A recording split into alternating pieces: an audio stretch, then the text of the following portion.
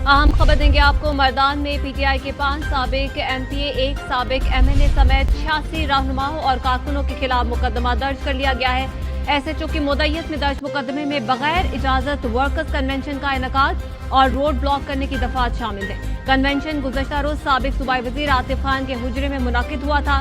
Police का कहना है मुल्जिमान की गिरफ्तारी के लिए छापे मारे जा रहे हैं। आपको अहम खबर दे रहे हैं मर्दान से, जहां पर पीटीआई के 5 साबिक एमपीए और 1 साबिक एमएलए समेत 86 रहनुमाओं के खिलाफ मुकदमा दर्ज किया गया है। जी, गुज़श्ता रोज साबिक सूबाई वजीर आतिफ खान की रिहाइशगाह पर पीटीआई मर्दान तहसील के वर्कर्स का कन्वेंशन मुनक़िद किया गया था, जिसकी राह में पुलिस रुकावटें डाली, लेकिन इसके बावजूद कारकुनों ने बड़ी तादाद में जमा होकर कन्वेंशन का इनेकाद किया और बाद में रैली निकाली।